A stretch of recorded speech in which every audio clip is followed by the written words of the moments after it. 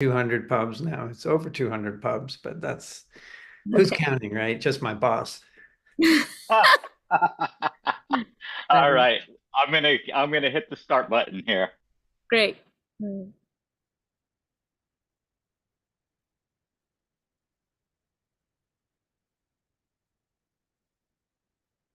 Welcome, everybody. Happy first Friday of February. I'm so excited for us to join for this incredible discussion and dialogue that we are about to embark on with a really incredible, valued member of our scientific society. I will be sharing introduction to him in just a moment. I see many of you are rolling in already live. Thank you for joining us. And, our guests sometimes don't know where you're hailing from. And it's always fun to just see where we're all connecting from morning, afternoon, and nighttime across the world. So please do throw your name here in the chat window and let us know where you're coming in from. We're so excited that we all get to connect online like this. For those of you who may be new to us, my name is Dr. Shamini Jan. I am very pleased to serve as the founder and CEO of our beautiful collaborative, the Consciousness and Healing Initiative, which is a collaborative of scientists, practitioners, educators, artists, and brilliant, brilliant people such as yourself who come together to learn about healing practice, learn about healing science, and grow and inspire each other in the process.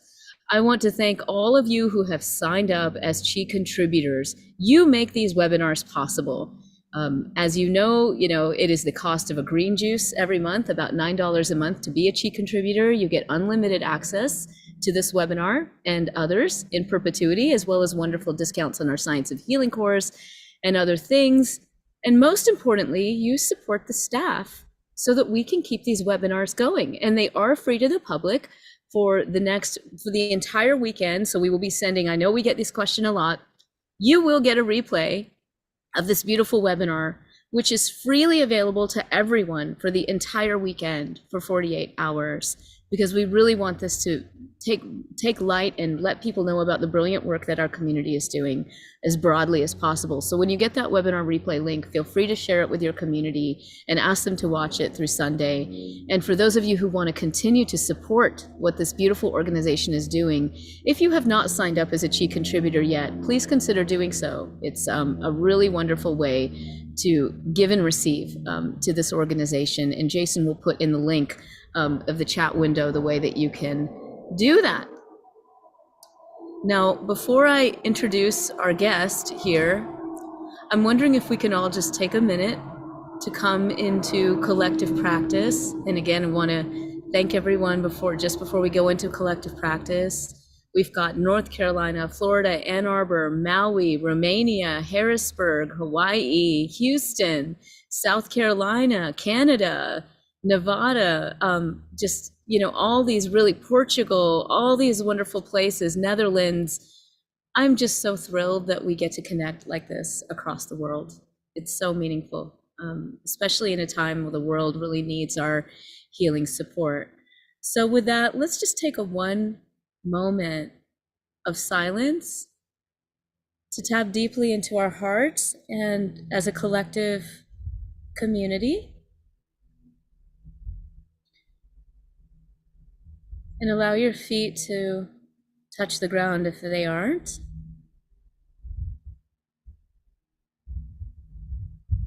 Coming into connection with our body through our breath.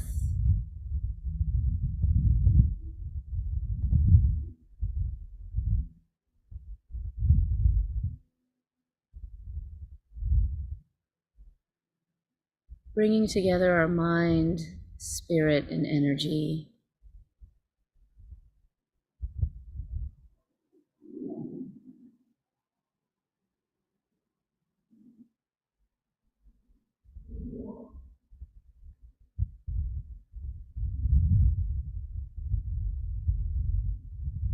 Enjoy the spaciousness and the love that's being co-created by this group right now. Let that touch your heart.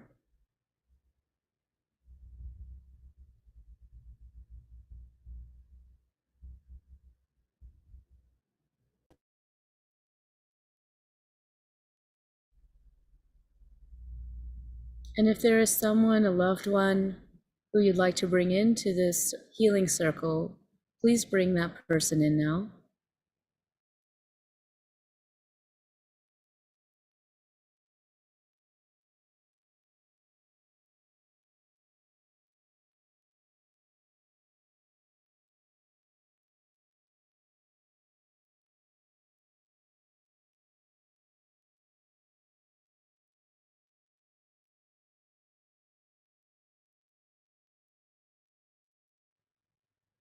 With our collective inhales and exhales and heart-centeredness, we wish for the wonderful energy that's being built through this hour to reach all of our loved ones, especially those who need our healing support. With gratitude for this practice, bringing your awareness deep into your heart throughout the hour and giving thanks to yourself for being part of this collective practice. When you're ready, if you've had your eyes closed, you can open them.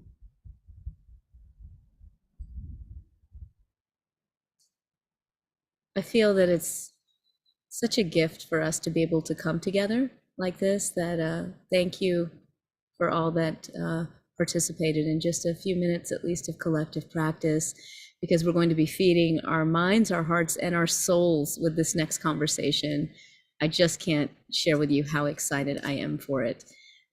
So let me introduce our guest here. And Jason, I'm not sure if you've removed yourself from screen, but I am seeing the Qi logo here, just FYI. So I'm assuming that we're following your view.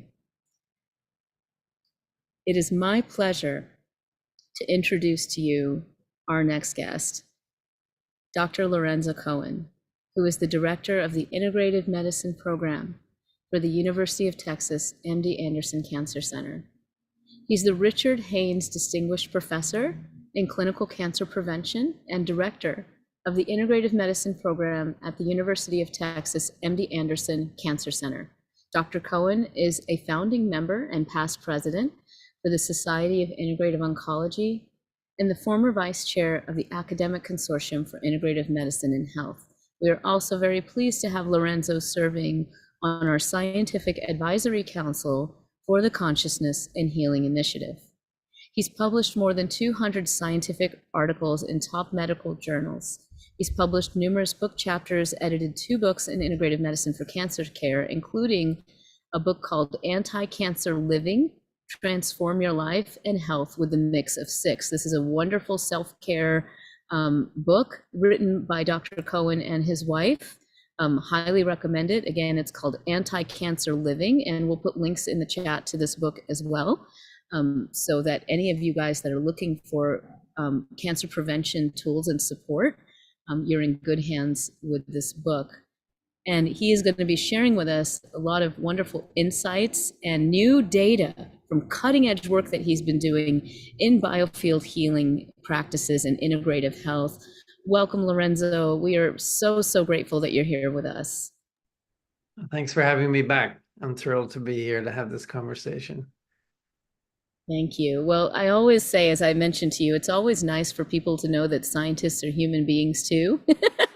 And I think it's always good for people to recognize where our passions come from and why we do the work that we do, even amid a culture that sometimes makes it difficult to pursue these more frontier questions of how consciousness facilitates healing. So tell us a bit about your personal journey and what kind of led you to the fascinations that you have with exploring these realms of consciousness, energy, and mind-body interventions. So not to take us back the full 50 years plus, but in some sense, this whole area of research existed in my life from the time I was born. My grandmother, who I got to know as I became, a young adult and more mature than just the child playing with her in my summers in Italy, took up a very deep yoga practice in her mid 40s, 50s. and became what one would call a yogini, has written her own book, became very close friends until the time of his death with Krishnamurti and BKS Iyengar, Desikachar, sort of these luminaries in Eastern thought, philosophy, yoga practice, breathing practice, Desikachar. And so this was somebody I was exposed to from birth, spent literally every summer in Italy with her, spent extended time during a gap year between undergrad and grad school, taking yoga lessons from her as well as piano lessons. She was a concert pianist as well. And so, when I started my research in psychoneural immunology and stress and physiology and, very mechanical, of course, it was focused on the area of the mind, but probably more the brain, right? And you can distinguish the brain from the mind, as this group knows. And so, after getting my PhD in medical psychology through a med school, so it was very physiological, biologically based.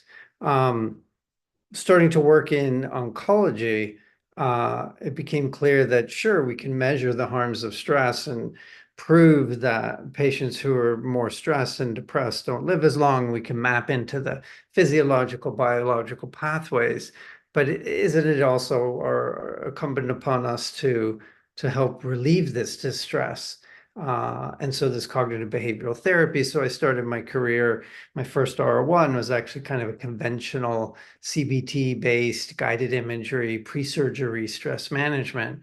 And then I thought, well, I know something more comprehensive that would be helpful than just this sort of canned Western-based CBT, and that's yoga. And so we started doing research in yoga, and then MD Anderson said, well, shouldn't we have an integrative medicine center? Would you be willing to direct it? And then all of a sudden I had to learn about drug development and phase 1, phase 2 clinical trials and the trials and tribulations of herbs and supplements and acupuncture. And then I learned about energy medicine and the lightning rod of the field of alternative medicine. And then it turned out that, and I kind of knew this, but hadn't reflected on it until I started getting more into this work on energy medicine. My grandmother's sister had a GBM sometime in her 20s, and GBM is glioblastoma multiforme, a very deadly cancer, still deadly today, unfortunately. But there are, better treatments, and in fact, energy medicine is a FDA-approved form of treating GBM, a form of electromagnetic therapy, which is now being used for lung cancer as well. So Vanda, my grandmother, actually sought out when she was in her 20s with her father. They went to Brussels and met with Krishnamurti because they'd heard he was a healer. And that's what actually originally fostered that deep relationship that blossomed later in Vanda's life. And I don't know whether Krishnamurti was a healer or not. Some say that they had witnessed that, but that wasn't his primary focus in life. And so it seems that energy medicine was part of my family background for many, many decades, dating back to pre-World War II. It's amazing, Lorenzo, and how wonderful to be given an opportunity to bring together your talents in the scientific field of psychoneuroimmunology, which again, for those who aren't familiar with the term, we joke if you can say that really fast, like 10 times you get your degree. We all say PNI because psychoneuroimmunology is such a mouthful. And Lorenzo, for anyone who isn't familiar with what psychoneuroimmunology is, can you give us a short understanding of what is PNI? Yeah, and what is PNI, why it's so important? So psychoneuroimmunology is essentially the study of psychological processes as it relates to our hormonal system and further down, let's say, the immune system. And it's, trying to understand human biology from a biobehavioral perspective. And what was quite revolutionary when Bob Ader and others kind of serendipitously, and this is a whole other talk, founded the field of psychoneuroimmunology. Up till that point, the immune system was thought to be an autonomous system in the body. Immune system, right? It's this separate system. And this discovering the founding of the field of psychoneuroimmunology clearly showed that the immune system is interrelated to emotional processes. So, a very strong argument for finally putting aside Cartesian dualism and the concept of mind and body. The brain and body, the brain is part of the body, and it influences all biological processes. Now, we've come a long way since the 70s of Ader's original seminal studies, and we know that it also goes the other way, that there is a body brain access. And so, that allows us to study all of this in a much more detailed way and reveals the complexity of the human being. It is not a monodirectional relationship within the person, let alone the influences from the outside, from measurable and perhaps things that we can't quite measure yet. Absolutely. But what we have learned, I think, in P&I, as you say, is that we're really part of an embedded, interconnected system that our mind, body, the data is very clear now that the thinking that the mind and body and the spirit, don't connect and don't have anything to do with each other is just simply false. And you mentioned complexity, and if we had more time, it would be wonderful to talk about that. I've been reading the book by our wonderful colleague Neil Teese on Notes on Complexity. Lorenzo, I don't know if you've had a chance to check out his book yet, but it's just wonderful. And actually, I think, again, not a new idea, but really applying the principles of complexity to the study of these spirit, mind, body interventions would be very interesting, because as you know, many of us talk about, and certainly in our council, we talk about the need for developing more robust methods and measures to understand how energy, consciousness, spirit affect us all the way to the physical level. And yet your data demonstrates quite clearly that this is very possible. It builds upon a whole body of research that both clinical and in cells and animals are showing us that things like meditation, yoga, and energy healing have profound effects on our health, even down to preventing things like the spread of cancer. And so I know that you have some data that you want to share with us, kind of a nice exploration of some of the wonderful work that you have been doing literally over the decades, along with cutting edge work that I believe nobody has even seen yet in a presentation to this community about some of the most exciting things that are going on, exploring the impact of energy healing. I just can't wait for this.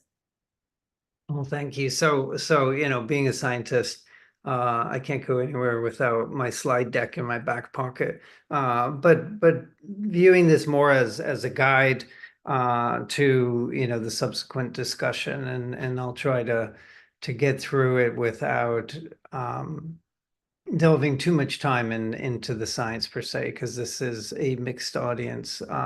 I thought, being a mind-body researcher by training, that I've kind of come at this from that perspective and give a bit of background in that area, and in fact where we are in the field of mind-body research, in particular as it applies to oncology, where I think it has made the most strides, but also in general across just interest in population. As Shamini mentioned, I've published this book, which technically is a disclosure. I view this more as an advertisement as well. And for those from around the world, it's available in multiple languages, including Italian and Portuguese and actually Turkish, German, etc. So within the mix of six, just to briefly digress, It's these 6 areas, and everyone is familiar with the importance of these 6 areas. In the world of cancer, there's a huge focus on the 3 on the right. We kind of ignore the bottom one, environmental toxins and exposures, and continue to look the other way, even though this is perhaps the largest issue in our world as a whole. But there is an acknowledgement and a recognition of the importance of physical activity, the challenges of weight and obesity, the importance of diet and micronutrients, the Mediterranean diet being kind of the go-to. Although if you look at indigenous diets, so to speak, from around the world, they tend to be healthy, even though the macro structure of those diets may be slightly different. And we know that these factors influence biological processes, etc., cancer outcomes. What is less appreciated, even though the data is quite robust, are those other 3. And of course, today we're going to kind of double click on love and support, and in particular stress management as it relates to mind body, and perhaps even to areas of biofield. What we know, and this group knows better than any, and this is a quote from Anti-Cancer Living, is that humans on every part of the planet have historically been on this quest for better understanding, for being connected. We know, evolutionarily speaking, those in a group who are more socially connected, dating back to prehistoric times, that those individuals had a higher probability of surviving. Communities that were tightly knit, of course, were able to weather the difficult times. What this looks like from a mind-body perspective, I'm going to draw just on two examples from 2 different cultures. One that we're most familiar with is this yogic culture, and you see here 3 definitions of yoga. The connection of the union, the yoking, and I love that classical one, because of course that is all encompassing of the individual to the universe, not just connecting to individuals within our one planet. But the one that we're probably most familiar with comes from the Patanjali Yoga Sutras, 500 BCE, where it is translated to say yoga is controlling the disturbances of the mind. And of course, it is more than that. From the Tibetan tradition, and there is a deep form of Tibetan yogic practices that comes from the Burn tradition, which predates Buddhism. It's said that the real meaning of yoga is that we discover our real condition. So these practices that we tend to use for stress management and, to get technical, decreasing sympathetic nervous system activation and the fight or flight response, and to just feel better and to be more in shape and to get a better night's sleep. Those, of course, were not the origins of these practices. It was something much deeper and much more connected to these concepts of consciousness. Some of the earliest work, those who don't know this study, this is really one of the seminal studies of let's say more modern science, even though in India they were doing studies around the turn of the 1900s and the early 20s, looking at the physiology of yoga practitioners. This, you could say, was more of the first deep Western exploration into this area. And you can see on this slide that this was published in Nature, and that is arguably the tied for #1 journal along with Science, and it's coming out of Harvard. So those are really important points in and around this paper. And Herb Benson, who had a very long career in studying mind-body practices, at Harvard and opening multiple centers to delve deeper into this topic, went to India with all these measuring devices to measure what he had heard in folklore and anecdote, that there were these monks in the mountains of Tibet who could sit out in minus temperatures and be able to heat up their body, and they were able to heat up different parts of their body just by using their thoughts and imagery. And this is called a common Tibetan practice called tumo. And so he went with all the measurements, and we're going to go through the details of the slide and what they found. And it was a small study, but it was this proof of principle that these monks could, and subsequently been replicated in multiple studies and publications, could, through their own volition, change these measures that had prior to that been thought to be not modifiable just by one's thoughts. Obviously, your heart rate and blood pressure go up when you run. And if you're feeling stressed and you see something that is threatening your life, a physiological change takes place that, of course, originates in the mind. But these monks were just sitting there and volitionally, through imagery and other practices, changing physiological states. So this was really a huge shift in this whole area. Flashing forward to another seminal study that hopefully everyone's familiar with. Of course, everyone's familiar with the two first authors there, Richard Davidson and John Kabat-Zinn, and MBSR. Why this study was so important, and Richie to this day says, he had no idea how influential this paper was going to be, and he was surprised because it was such a small study. If you see there were 25 subjects in the meditation group and 16 in the control group, but it was very well controlled.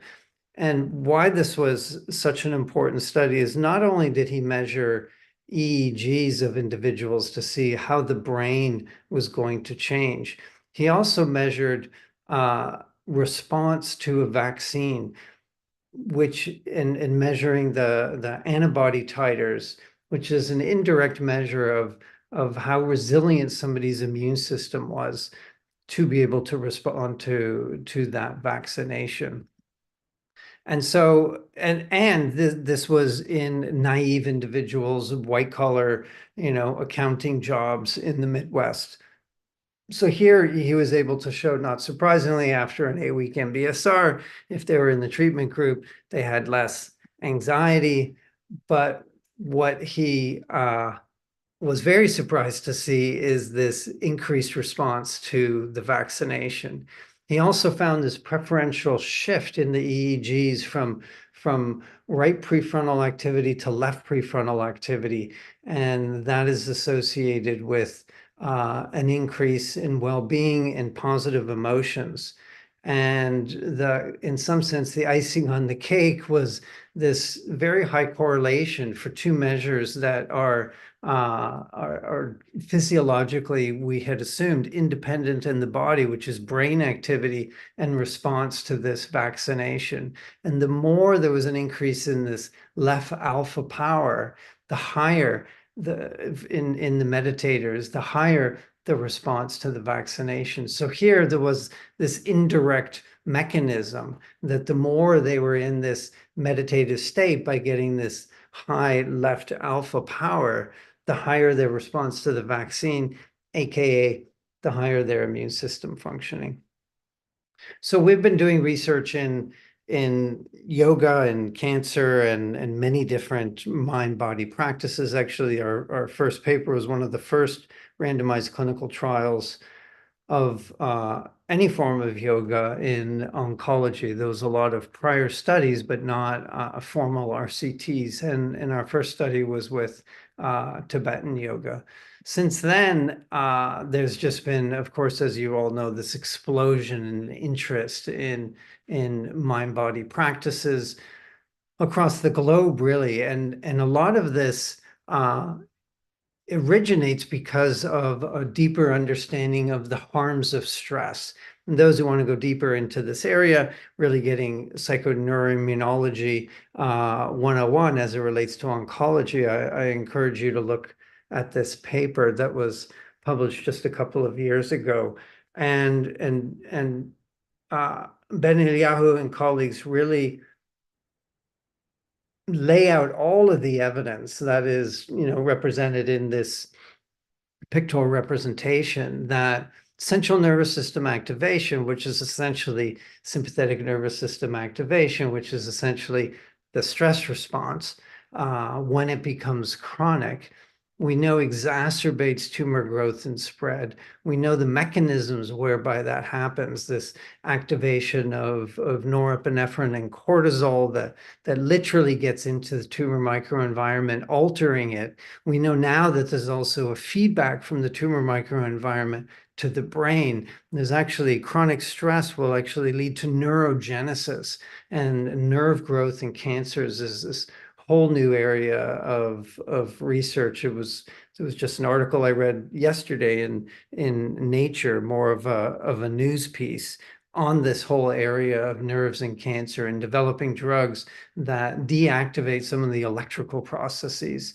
that are going on. So as I mentioned earlier, the concept of electromagnetic treatment for GBM and other cancers is now being further realized. And of course, we are electromagnetic beings a lot more than we are biological beings. And certainly within the brain, although we tend to focus on 95% of our focus is on biology and on chemicals and other chemistry-based reactions that are happening in the brain. 95% of the brain is all about electrical activity. And it seems that this is now permeating the tumor microenvironment. So they propose that, these psychological or pharmacological, something like a beta blocker that blocks the stress response, but of course we know meditation can also block the stress response as well, are areas that must be explored further. And that is, of course, what's happening in the field. Something, that is also quite both positive but also challenging for us in the world that we live in is that chronic stress activates all the cancer hallmarks. So we're not going to go through the detail of what all these things are, but cancer is extremely complex, to say the least. Unlike something like cardiovascular disease and diabetes, some other diseases that, although we haven't been able to treat super effectively, they're easier to understand. Cancer, an originally mutated cell will activate, or these processes will be activated within the system that allows that mutated cell to grow, to avoid the immune system, to avoid this apoptosis, spontaneous cell death that should happen when a cell mutates. And, it'd be easier certainly to discover a treatment if there were just one pathway that allows a mutated cell to grow and thrive in the body. But it activates all these different processes. And the mutated cell itself is releasing proteins that allow it to avoid immune destruction. The mass of cells release proteins that help create its own vascular system so it can become, in some sense, autonomous from the host and to grow and to thrive. And chronic stress activates all the cancer hallmarks, and that is really elegant research done by multiple researchers around the world. So something, of course, that we need to be quite concerned with. Luckily, there has been just this explosion of research in specifically yoga and oncology, but there's comparable papers and reviews on other mind-body practices, in particular MBSR and other forms of relaxation and meditation. So much so that mind-body practices now are part of the cancer care guidelines. So there are multiple organizations that come up with guidelines for how cancer patients should be treated. What are the chemotherapy pathways, the radiation pathways, stage 1 breast cancer? Here's the guideline of how they should be treated.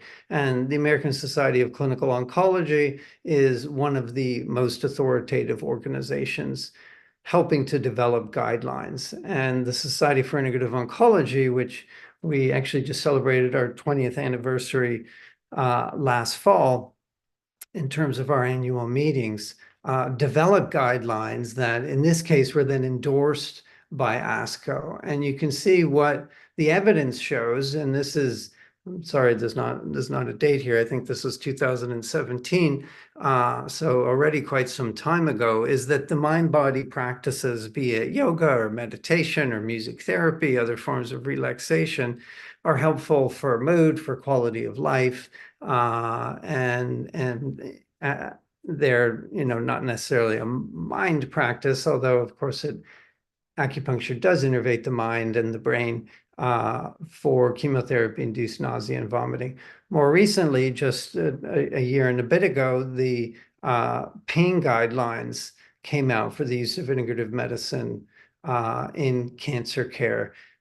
And these guidelines now are not being written by the SIO. It's a joint relationship between ASCO and SIO. So this represents integrative oncology essentially being accepted and entering the top echelon of oncology. American Society of Clinical Oncology is the authoritative organization. They publish the primary clinical journal that all oncologists aspire to publish in. And you see there the evidence are mainly these body-based treatments for pain. But we do see hatha yoga there, guided imagery, music therapy, but the evidence just isn't as strong. And it's partly because studies haven't been designed to look at the effects of one of these mind-body practices, recruiting patients who had chronic pain. And that's just a lack of evidence. But the studies that had pain as an outcome were generally positive, whether it was hatha yoga, progressive muscle relaxation, etc.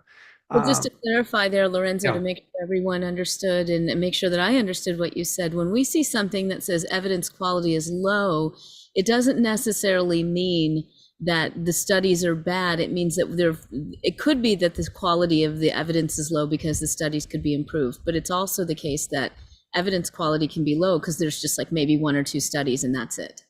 Yeah, low could be that 1 or 2 studies. It could be that the studies that were there had a very small sample size. I believe to get in the guidelines, it had to be an RCT, so there would always be some type of comparison group.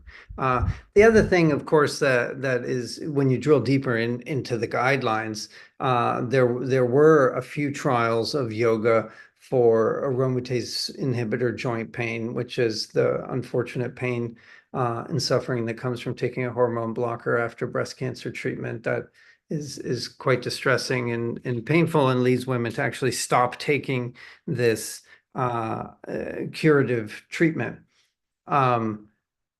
Is that the studies were positive, and again, there was only one or it was small, but they point out that the risk-benefit profile of something like yoga, flipping it the other way, the benefit-risk profile is so large, meaning that the harms of yoga are certainly tremendously outweighed from the potential benefit. And the benefit of yoga, of course, goes beyond aromatase inhibitor pain and is going to help women for mental health and for sleep and for hormone balance and all the rest of it. When you shift to, of course, the newest guidelines, this was just published at the end of last year, which was, just a couple months ago, that it's of course much clearer, and there's high evidence for all the mind-body practices, as well as some of the body-based practices for treating depression and anxiety. Another authoritative organization for developing guidelines is an organization called the National Comprehensive Cancer Network. And NCCN are essentially, the membership is made up of representatives from the comprehensive cancer centers. And now I think there's about 80 different comprehensive cancer centers around the country. And we put together a paper that kind of summarizes the guidelines. And you can see, which integrative modalities check the most boxes of cancer-related symptoms, right? Clearly yoga and meditation and BSR outweigh all of the other interventions. So, this should be, and as I've just shared with you in some detail, the standard of care, right? It is on the guidelines. And, what is the purpose of this research that we've been doing for 20, 30, 40 years into the benefits of mind-body practice? Is to change the guidelines, is to bring these practices, and some may push against this, but I think in the end, the patients benefit to bring these practices within medical settings, which of course was John Kabat-Zinn's original goal back in the 80s when he started MBSR, and to have this be the standard of care, to have this be something that is prescribed to patients. In some sense, our work is done, right? We have shown, we have proven, we are on the guidelines. Now, institutions, insurance companies, there's all the challenges that exist there. Now, this was somewhat reductionistic. I didn't go into the physiological details, but we know that these mind-body practices actually decrease activation of the cancer hallmarks, decreases stress hormones, and improves telomere length, and improves immune function. The list goes on. But if we go back to how I started this whole section on mind-body practices, we haven't researched and we haven't tapped into perhaps this larger purpose, origins of these mind-body practices in terms of connection to self, connection to others, aspects of consciousness, the true transformations that we actually hear from our patients when they start a regular mind-body practice in their lives. And of course, one aspect of these mind-body practices has to do with energy, and this is in some sense a transition to biofield. So in yoga, tai chi, qigong, we talk about prana, we talk about qi. In the Tibetan tradition, it's called lung, this amorphous energy that we know, with quotes, exists, that is permeating our body, beyond our body. We can measure biofield. We know that human beings are electromagnetic beings, but it is not something that we've measured, and we certainly haven't studied these mind-body practices from that perspective. We study them from more of a reductionistic biobehavioral perspective, looking at trying to counteract the chronic stress response. What has been somewhat summarily dismissed, except for a few brave institutions, is the incorporation of what would be called external biofield interventions, things like Reiki, therapeutic touch, healing touch, external qigong, the use of one's own energy, and I use that term loosely. We could replace that with consciousness, or one's own connection to the energy of the planet or the universe, and that is somehow, and I leave that to the practitioners in the audience, transmitted into another human being for healing purposes. This is something that we don't offer at MD Anderson, and I know other centers do offer these types of practices. And the evidence base remains somewhat mixed, and it's partly, Shamini, like you said, due to small studies, and they haven't been replicated, and they haven't necessarily been blinded, which of course is a huge issue with belief and all the rest of it.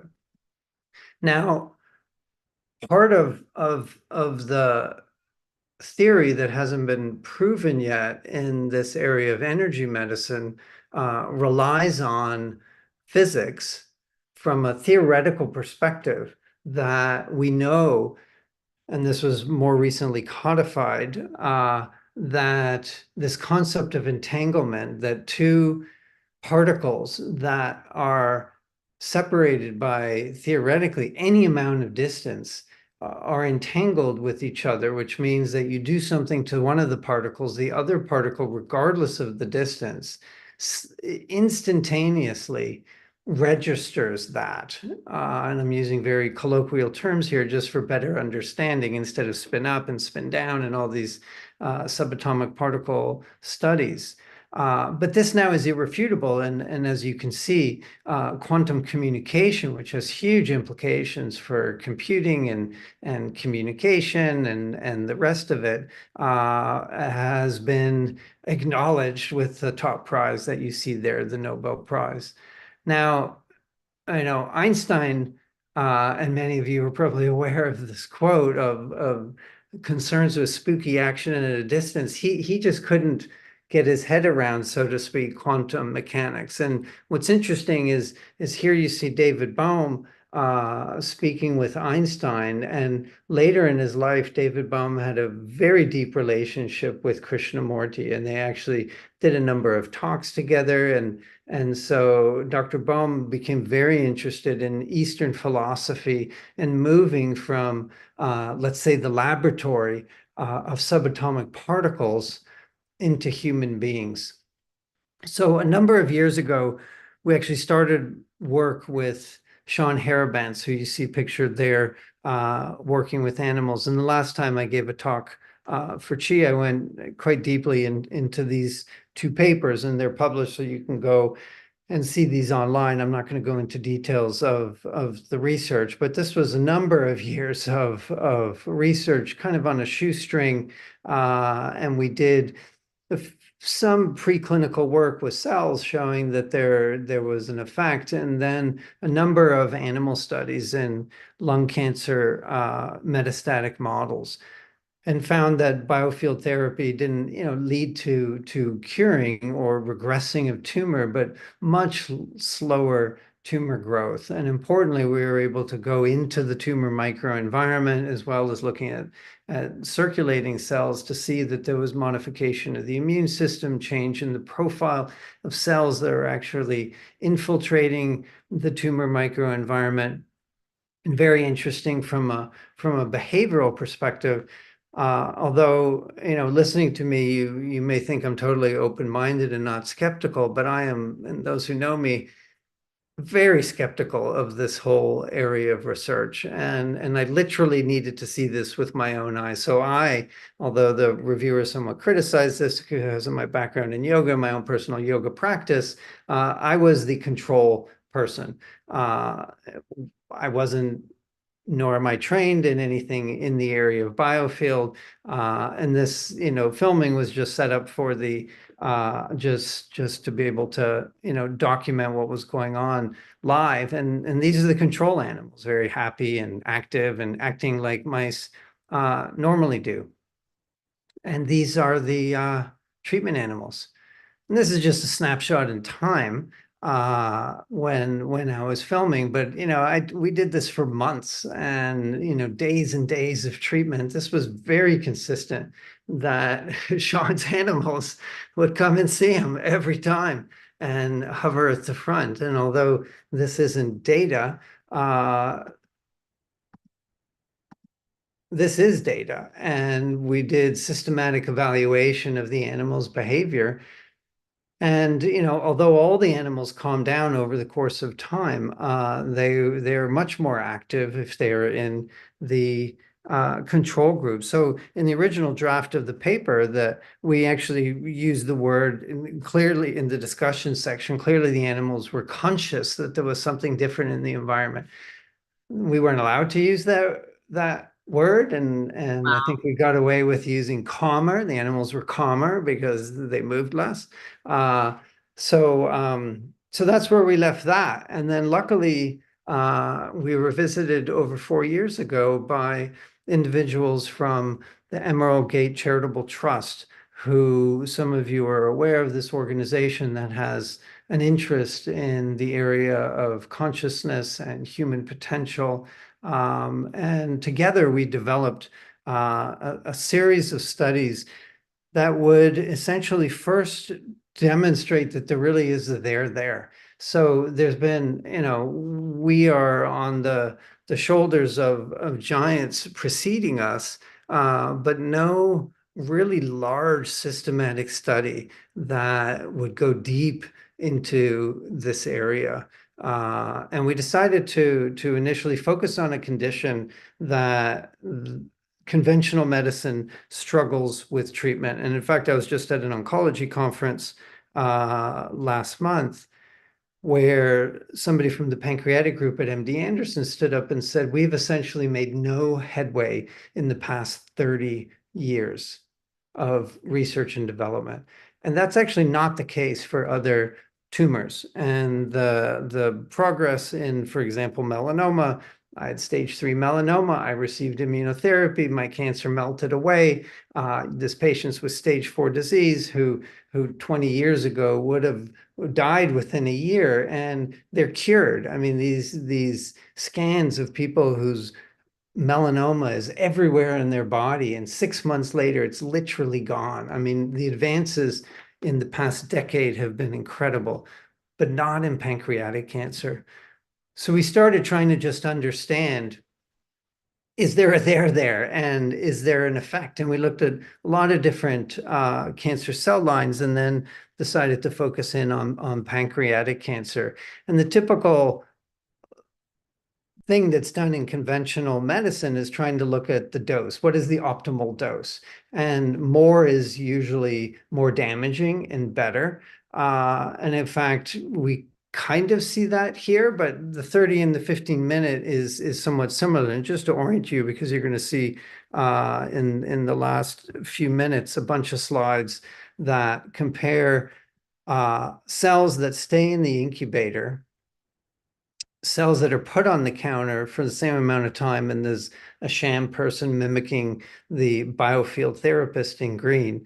Their behavior, the distance, it's on the counter for the same amount of time. Cells don't like being on the counter. They want to stay in the incubator. So you see that just being on the counter is not great for cells. This is a reflection of cell proliferation.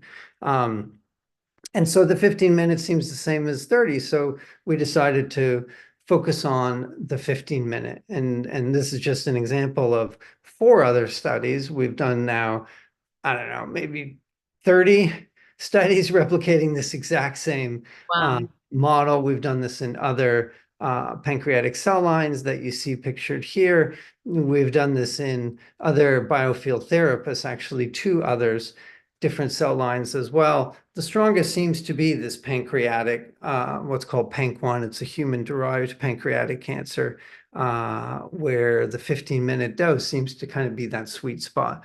So we went further and looking at something that's a little more detailed here. This is where in the cell cycle are cells being arrested. And it's this G1 phase, and we don't have to get into the specifics of this, but we've replicated this at least a dozen times with different biofield therapists, because we know that, at least in the literature, EMF does play a role here, and we know also that ion channel alterations are influential in cancer growth. We teamed up with Mike Levine from Tufts University to look at cell voltage potential.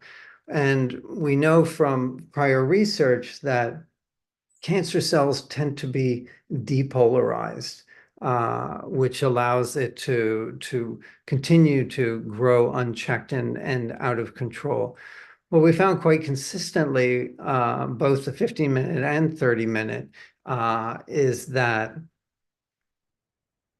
biofield therapy led to a decrease in depolarization and essentially a hyperpolarization, and that was true for a number of different cancer cell lines. This is so exciting. This is really wonderful. And so the last slide, and I'm jumping a lot of data that we've collected over the past 4 years. We've been doing this now for 4 years, and actually just today submitting the first paper after all this Herculean effort that has gone on in the lab.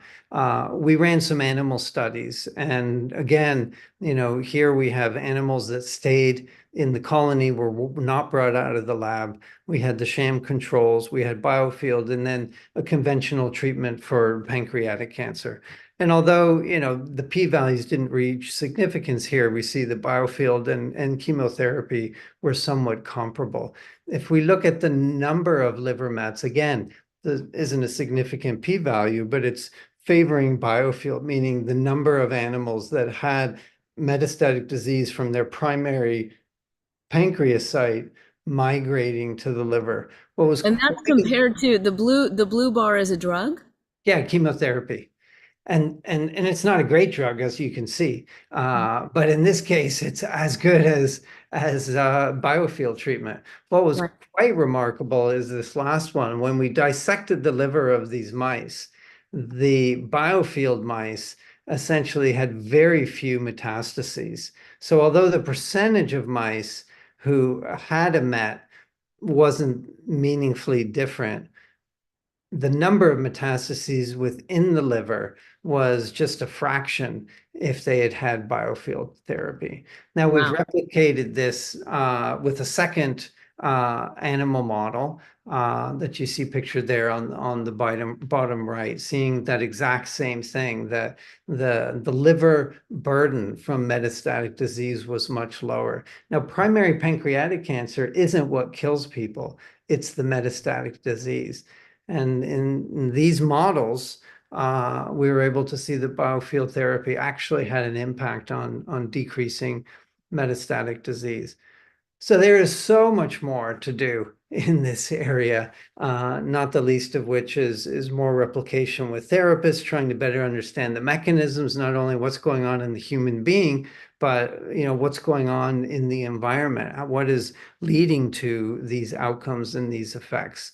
Further understanding the cellular factors, the changes in the animals that we're starting to look at, and then ultimately, how is this going to move into human models? And a question that we're asked by our internal advisory committee is, how is this scalable? There's the scientific question: is there a there? Is it replicable? But then how do we bring this into the clinic? So, we continue this research. These are a few little snapshots of some of the work we're doing, looking at the treatment of, using biofield in real time and measuring, minute to minute changes. So with that, I'll close and most importantly, acknowledge Dr. Yang. This is all done in her laboratory through the support of Emerald Gate and a lot of work by a lot of people over the years and our internal advisory board. And I'll give the last word to Dr. Bohm, who says, as you can see here, deep down, the consciousness of mankind is one. This is a virtual certainty because even in the vacuum, matter is one. And if we don't see this, it's because we are blinding ourselves to it. So I know we hit right up against the hour, but I'm more than happy to engage in some questions.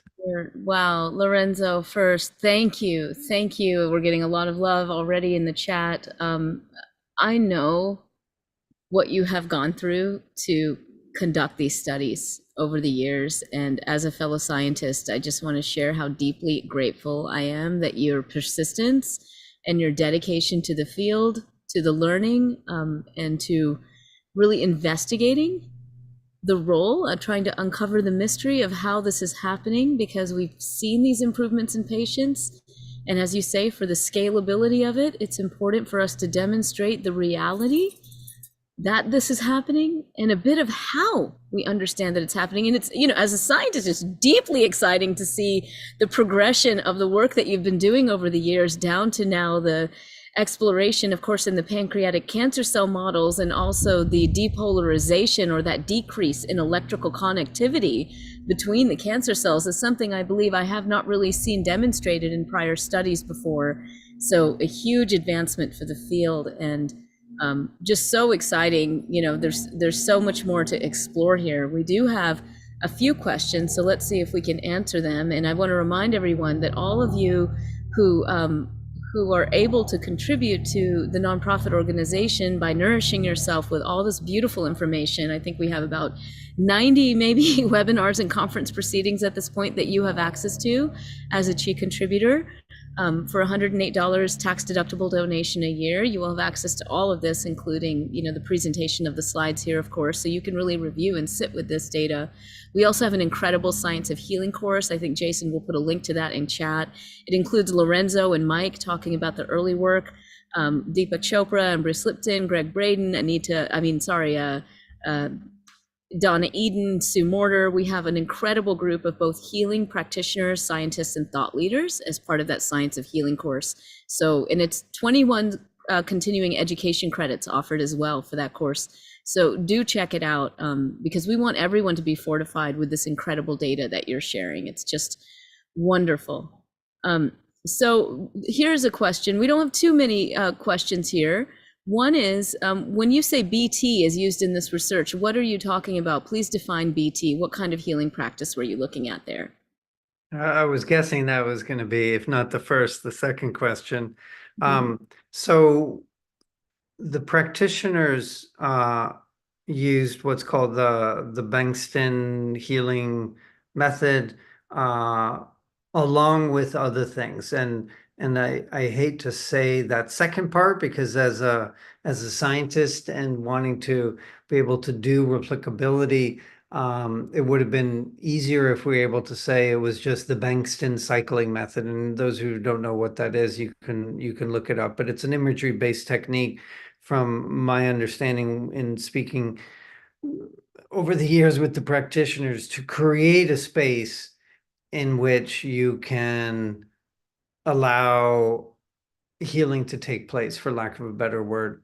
But each of the practitioners would say, and yes, I'm doing the cycling, but I'm also bringing in other practices.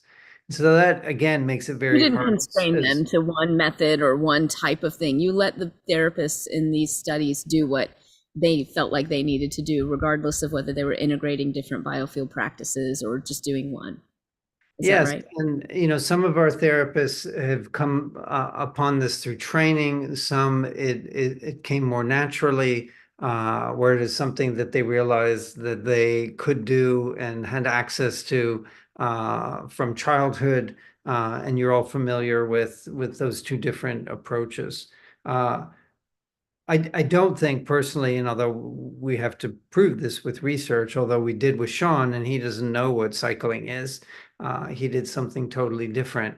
I think that's part of a future phase as well. Is it something unique about cycling? Although you'd have to find somebody who only cycles and doesn't bring in any other type of practice, versus Reiki or healing touch or therapeutic touch, these other traditions. My hunch is that it's not going to matter, because like the research that you've done, Shamini, and Susan Lukendorf and others, it's multiple traditions where we're seeing this. In particular, therapeutic touch, healing touch has similar outcomes on biological endpoints. So not just I have less pain, but change in immune function, change in cells, external qigong. There's been a lot of research in cells as well, showing the benefits. So I don't think it's something unique about one practice. And a super important goal is to be able to measure what is happening. Right. So then, you know, radiation, you can measure how much radiation the tumor is getting, just to use a concrete example. Let's say it's EMF. How much low frequency EMF is the Petri dish getting? Can we measure that? And could we hypothesize that a therapeutic practice, regardless of which one it is, that emits more EMF, more biophotons from the body, is more effective. If we could reduce it to that kind of cause and effect, I can tell you that Western science would appreciate that. My concern is that we're not going to be able to reduce it in that same way that we can with photons that are used in radiation. Yeah, and then it's an open question, right? Much more to discover. I want to honor a couple more questions, and then I want to honor Lorenzo's time and your time as well. I hope that we'll have more opportunities for deeper discussion with Lorenzo and others. Again, we did have an incredible discussion on this research. I remember it very well, Lorenzo, with you and Mike for the Science of Healing course. We have gotten such incredible feedback on that and all the modules for this course. So thank you again for being part of that course. It was amazing. You're such an incredible teacher. Okay, Donna is asking, why is cell depolarization important? Help us understand why the electrical connectivity between cells and cancer cells matters. So I preface this by saying I'm the psychologist, I'm the behavioral scientist in the group, and that's why we have the biochemist and somebody like Mike. So it takes me too far out of the comfort zone to fully understand the science behind that. But and Shamini, you may know the answer better than I do, but suffice it to say that, this is now well recognized that there is this depolarization of cells creates this environment where they grow uncontrolled. One of the fascinating studies that Mike did that has subsequently been verified and published and replicated is that if he took a melanocyte, which essentially are skin cells, and isolated it from its surrounding neighbors, meaning other skin cells that were all growing healthy and appropriately, that cell becomes depolarized. And without any exogenous insult, it becomes malignant.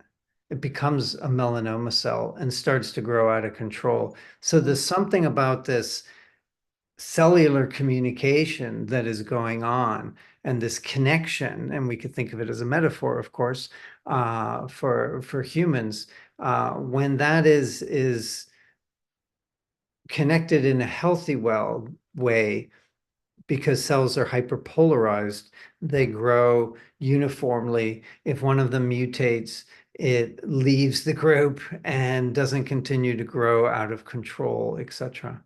Yes, it's a great, Lorenzo. And I like to also think about it in terms of complexity theory. As we know, in complexity theory, we understand that multiple inputs are healthy. And we think about that in our heart. Our heart rate variability is mostly the sympathetic and parasympathetic nervous system, but includes baroreceptor reflex, all of this. What the point is, a healthy system takes in a lot of inputs.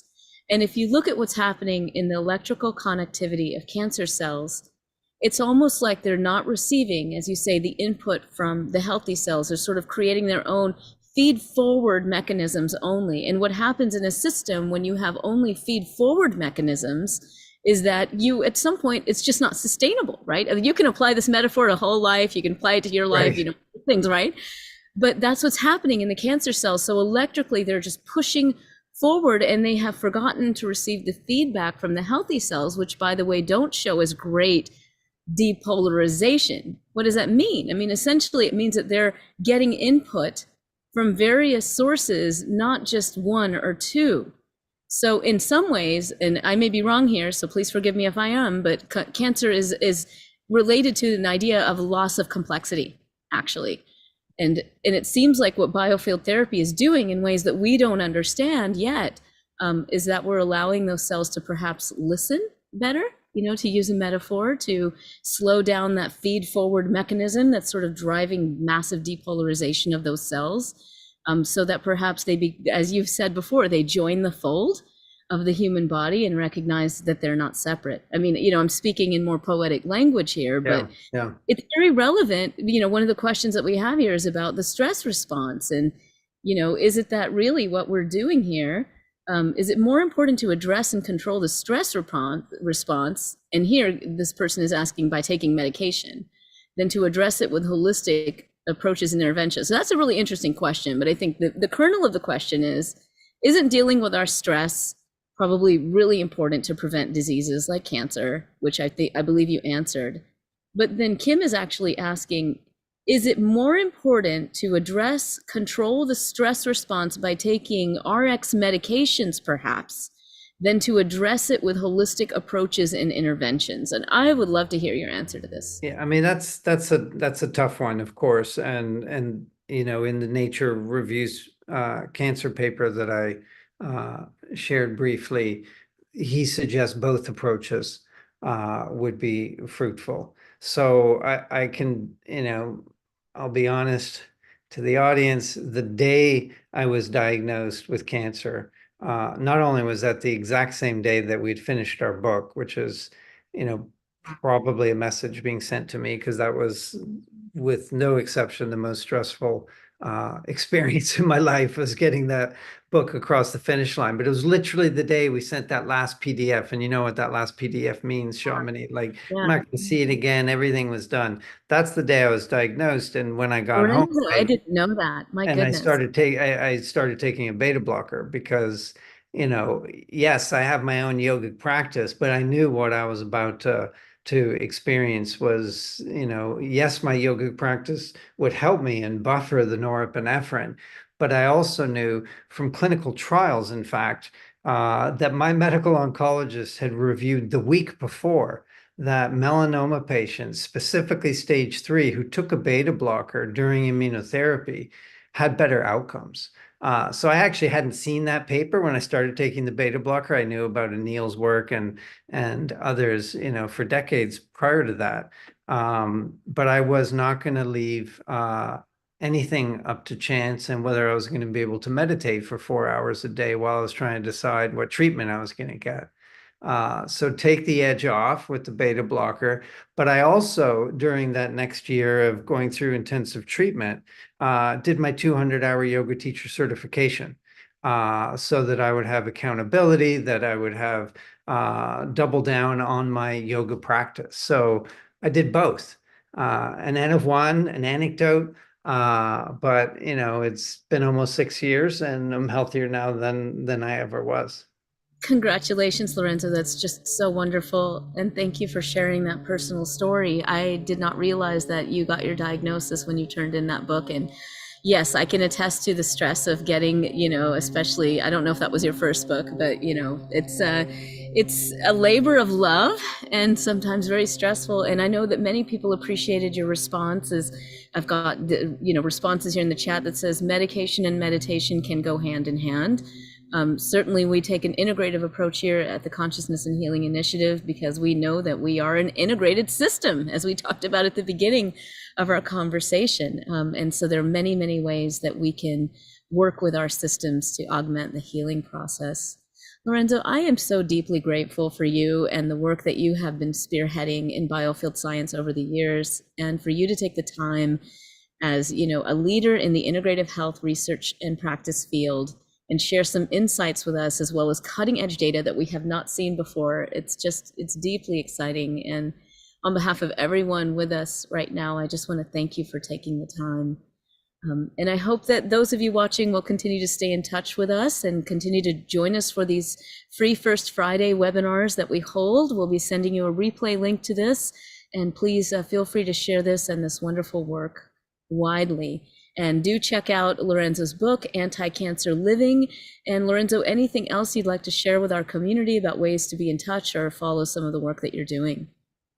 Anti-Cancer Living, Anti-Cancer Living, anticancerliving.org as Great. well. And then anticancerliving.org. Great. You can tell we scientists, it's not always top of mind to market ourselves. Definitely not. As you can see, he's a wealth of information and compassion. So thank you so much, Lorenzo. Thank you. Thanks for having me. Thanks everyone for coming. Thank you.